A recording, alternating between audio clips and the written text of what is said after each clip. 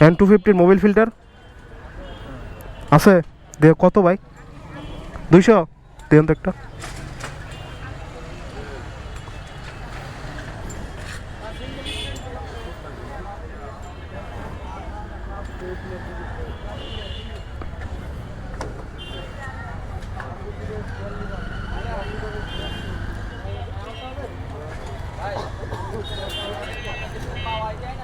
এটা খুলেন তো।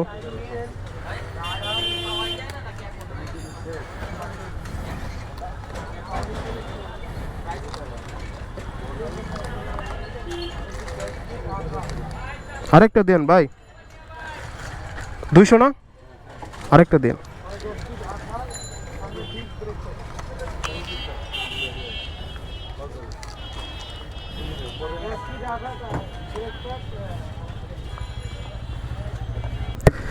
বিষয়টা বুঝতে পারছেন কিনা জানি না। মোবিল ফিল্টার ক্রয় করলাম, এর আগেও তো একটা ভিডিওতে আপনাদের শেয়ার করছি যে মোবিল ফিল্টার বা ইঞ্জিন অয়েল ফিল্টার বাজাজ পালসারের যে N250 ওইটা আর মোবিল ফিল্টার আমি অফিসিয়ালভাবে ক্রয় করতে গেছি। ওনারা আমার কাছ থেকে প্রাইস নিছে 380 টাকা। তারপর আমি আফটার মার্কেট ক্রয় করলাম, তো বুঝতেই পারছেন কত নিছে। এত গ্যাপ, ডিফারেন্সটা কোনো কিছুই নাই। আমি খুইলা দেখছি দুইটা, তারপর আবার আপনাদের খালি জায়গায় যে খুইলা দুইটাই দেখাচ্ছি যে দুইটার ভিতরে কোনো স্পেশাল ব্যবধান আছে কি না। দামের তো প্রায় 180 টাকা কম বেশ।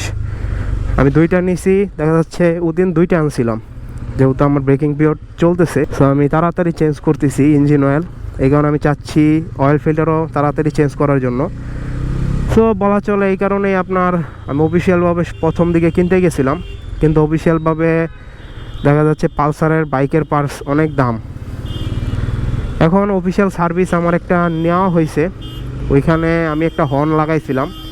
হর্ন লাগানোর পর পালসার থেকে বলতেছে যে হর্ন লাগাইলে নাকি অফিসিয়াল ওয়ারেন্টি নাই বাইকের, আমাকে সার্ভিসই দিবে না। পরবর্তীতে দেখছে যে আমার ক্যামেরা আছে, সো ক্যামেরা থাকার কারণে একজন বলতেছে ভাই ওর লগে ঝামেলা করে লাভ নাই, আসলে ব্লক টুলক করে তো আরে আপনি সার্ভিসটা দিয়ে দেন, নাইলে আবার ব্লগিংয়ে আমাদের N250 ক্লাব নিয়ে মানে আজে বাজে কিছু বলবে।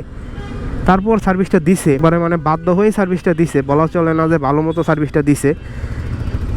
ওর সার্ভিসটা নিলাম, নিয়ে আসার পর আমার ইচ্ছা নাই যে অফিসিয়াল সার্ভিস নেওয়ার। আমি কোনো বাইকে আসলে বেশি দিন ইউজ করি না, দেখা যাচ্ছে বাইক ক্রয় করি অল্প দিনে চালায়া তারপরে সেল দিয়ে দেই। তো কোনো বাইকে আসলে বেশি দিন ইউজ করার ইচ্ছে নেই। এখন দেখা যাক, যদি অফিসিয়াল সার্ভিস আমি নেক্সটটা ওই ক্লাসিক বা ফ্ল্যাগশিপ সার্ভিস সেন্টারে যাব না, আমি বাইরে থেকে সার্ভিস নিয়ে ফেলবো। নেওয়ার পর দেখবো যে বাইরেও যদি এরকম সমস্যা করে তাইলে আর অফিসিয়াল সার্ভিস নিব না। মানে একটা বাইক দিয়ে তোর জীবন চলবে না। দেখা যাচ্ছে বাজাজের এই বাইকটা যদি কাঙ্ক্ষিত সার্ভিস না পাই, কিছুদিন পর আমি সেলও দিয়ে দিতে পারি। যদি বাজাজ থেকে আমাকে সার্ভিসগুলো না দেয় অফিসিয়াল, তাইলে বাইরে থেকে অফিসিয়াল সার্ভিস আর নেওয়ার দরকার নেই।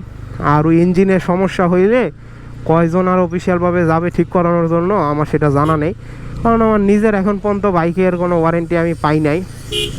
তো ওনারা বলতেছে হর্ন লাগানোর ক্ষেত্রে নাকি অফিসিয়াল ওয়ারেন্টি পাবো না। আপনারা যে হর্নটা দেন, আমি অবশ্যই জানি হর্ন লাগানোর ক্ষেত্রে কিছু গভর্নমেন্টের রুলস রেগুলেশন আছে। চাইলেই তো আপনারা হাই পাওয়ারের মানে দেখা যাচ্ছে পপ হর্ন লাগাতে পারেন না, বা হাই পাওয়ারের হর্ন লাগাতে পারেন না। বাইক ম্যানুফ্যাকচারের ক্ষেত্রে গভর্নমেন্টের কিছু রুলস রেগুলেশন আছে। এই রোডটাতে প্রচুর আসা হয়েছে।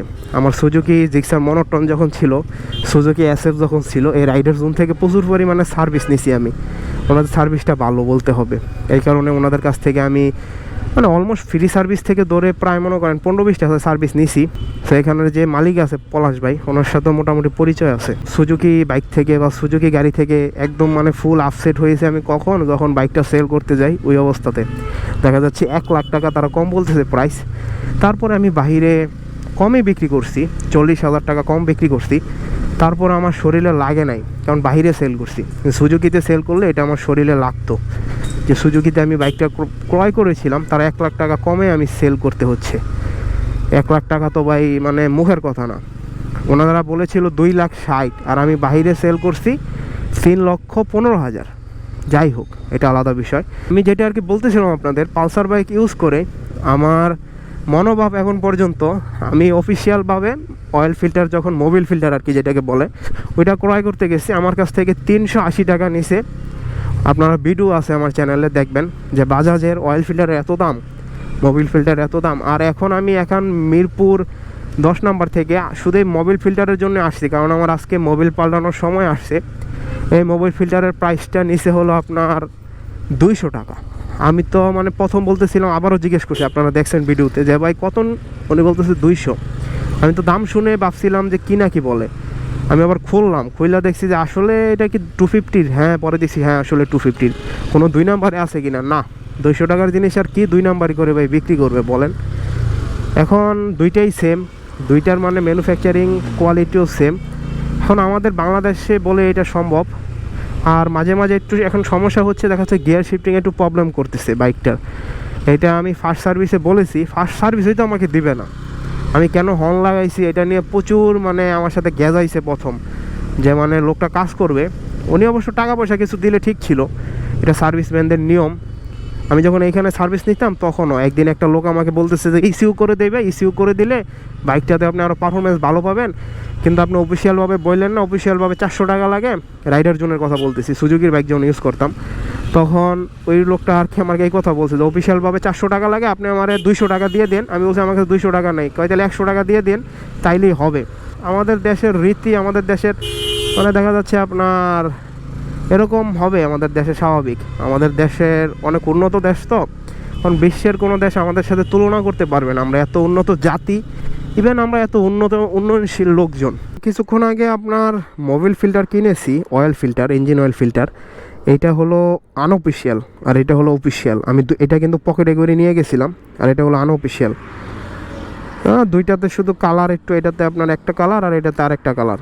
দেখি এখন দুইটা আনবক্সিং করে। এটা অফিসিয়ালটা আমি পকেটে করে নিয়ে গেছি, কারণ আমার 2 নাম্বার ইঞ্জিন অয়েল চেঞ্জ করব। আর আমি চাচ্ছিলাম অফিসিয়ালটার সামঞ্জস্য রেখে একটা আনঅফিসিয়াল ক্রয় করার জন্য। এটা প্যাকেটে কী লেখা আছে, হিন্দিতে লেখা বংচং, এটা আমার জানার দরকার নাই। এটা হলো অফিসিয়ালটা। সো অফিসিয়ালটার এখানে কি লেখা, এটাও সেম হিন্দিতে লেখা, কিন্তু এটা মাঝখানে আর এটা আপনার একটু ভিতরে। এটা হলো অফিসিয়ালটা।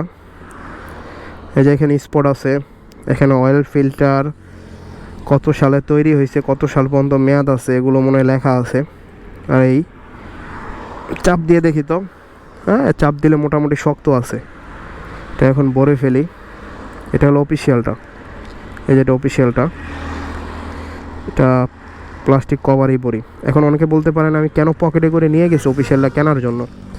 আমি তো ভাই চিনি না, বা আমার এর আগে N250 বা বাজাজ পালসারের কোনো বাইকে চালানোর অভিজ্ঞতা নাই, এই কারণে আমি অফিসিয়ালটা পকেটে করে নিয়ে গেছিলাম। এখন আপনাদের দেখাবো আনঅফিসিয়াল, মানে যেটা আমি 200 টাকায় ক্রয় করেছি, আর অফিসিয়ালটা 380 টাকায় ক্রয় করেছি। এটা হলো আনঅফিসিয়াল।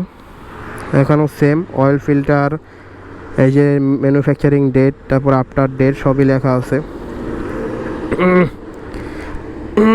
শক্ত আছে তো ভাই, এটাও শক্ত আছে। এই যে এটার মতনই সেম, মানে অফিসিয়াল আর আনঅফিসিয়াল দুইটাই আমার কাছে সেমই লাগছে, সিমিলার, কোনো মানে চেঞ্জ নাই, নট অফ চেঞ্জ, দুইটাই সিমিলার। সো এখন আপনাদের ইচ্ছা কোনটা ইউজ করেন। এখন আবার ভিডিওতে জাম করা যাক মোটো ব্লগে। কারণ আমাদের দেশে আপনি চেয়ারে যারে বসাইবেন উনি দুর্নীতি করবে, একজন আপনি ইমাম বসালে উনি দুর্নীতি করবে। আমার মনে হয় দেখা যাক ভবিষ্যতে রাজনীতি কোন দিক যায়, ওটা রাজনীতির টপিক। এখন বলা চলে আমি মানে আশ্চর্য হলাম বাইকের পার্টসপাতি ক্রয় করতে, যে বাজাজ পালসারের যে আপনার ফ্ল্যাগশিপ শোরুম ওইখানেও কিন্তু 400 টাকা চাইছিল, আর আপনার উত্তরা থেকে ক্রয় করছি 380 টাকা দিয়ে। ভালো, অ্যাপ্রিসিয়েট করার মতো জিনিস। বাজাজের এই জিনিসগুলো মানে লক্ষ্য রাখতে হবে। ভবিষ্যতে যদি তারা বাংলাদেশের মার্কেট ধরতে চায়, তাদের তো আরও অনেক লাইন আপ হায়ার সিসি আছে 300 সিসির ভিতরে। ইভেন তারা ডমিনোরটাও আনবে, আমি এতটুকু খবর জানি যে 375 সিসি লেখে ডমিনোরটা একটু হালকা পাওয়ার কাটশট করে নিয়ে আসবে। কিন্তু তাদের এই বিষয়গুলো অবশ্যই মনোযোগ দিতে হবে। Thank you for Bajaj. আমি আপনাদের কাছ থেকে অনেক মানে শিখতে পেরেছি যে অফিসিয়ালভাবে একটা ইঞ্জিন অয়েল ফিল্টার এত টাকা, আনঅফিসিয়ালভাবে এত টাকা। Thank you for Bajaj, thank you.